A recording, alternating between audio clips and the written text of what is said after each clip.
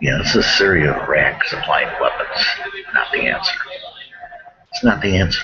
Gotta find peaceful ways to do this. Gotta find peaceful ways to do this. Maybe I'm wrong. Maybe they shouldn't. Training, I can believe it. But adding more weapons and adding more bombs and adding more supplies to these people to kill each other just prolonging the war. Just prolonging the war. We need to find some peaceful solutions. Peaceful ways to help these people. Peaceful ways to get us out of the weapons. We need to help these people. We need to train these people. We need to teach these people is one thing. But we don't have $500 million to give other governments. We don't have. And when you start supplying rebels, you don't know which ones are terrorists and which ones aren't, and which one aren't terrorists. As ISIS, ISIL, Taliban, Al Qaeda, these people are terrorist groups. They will kill anything, any human being in sight. And that's the human fact. That's the human truth. And supplying them with more weapons to fight Bashar Assad is not going to help end either war in here or Iraq. This is just prolonging the war. It's adding to the war. Because then Iran's going to supply their side with weapons. And then Russia's going to supply their side with weapons. And the war continues, and it goes on, and it goes on. We need to look for peaceful means and solutions. Ceasefires. Intermittent peace. To find an end to this solution. To find an end to this war. Rebels are fighting farmers and that. Maybe I'm wrong. Maybe I'm wrong. Maybe we should supply people with weapons. But I don't think so. I don't think that weapons are the answer.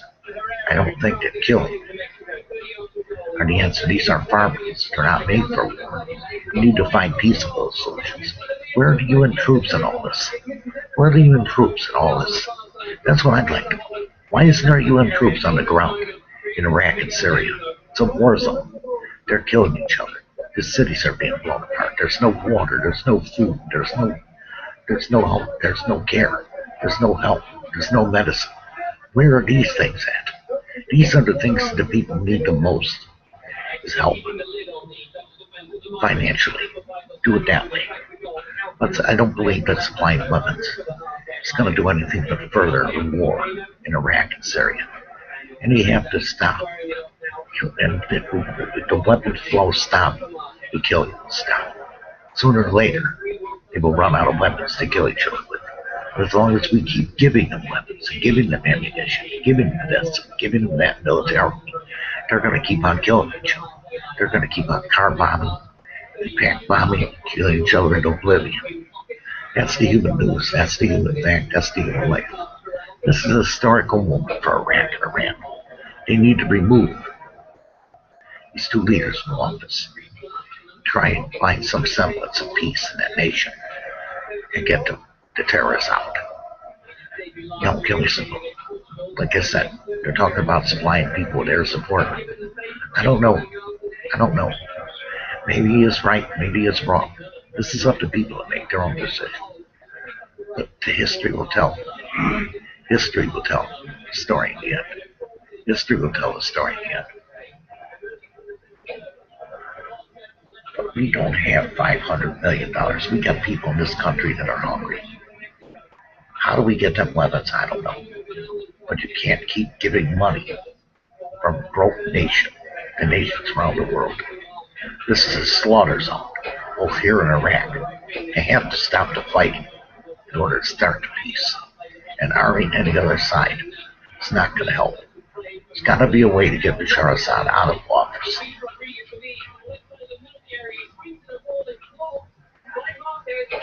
But arming these nations is not the answer. They're going to continue to kill each other into oblivion. The more you arm them, the more they're going to kill. Because they're killing farmers, things like that. I can see why he wants to arm the rebels. Because they're farmers, they're fighting with weapons. And maybe I'm wrong. Maybe they should supply with weapons. But where do we get the money? Where do we get the money? Just like I said, this is a historical moment for Iraq and Iran. Where do we get the money to give them? This is the thing we have to think about. Where do we get the $500 million when you have 17 million hungry children in this country? and other needs in this nation. Tornado damage, tornado building repairs, housing repairs. Where's all this money going to come from? We can't keep being a debtor nation. We can't keep being a debtor nation. We just can't. But the choice is for people to make. Should we arm the rebels or not? I don't know. I don't think so. I don't think it's going to help. I think there's still, Bashar Assad is so powerful in there, so dug in there. He mined people into the country. It's going to turn into a terrorist nation, or they can strike back at us because we're arming rebels. You got to think about all these things. You got to think about all these things when we land it. I support freedom of Iraq and Syria.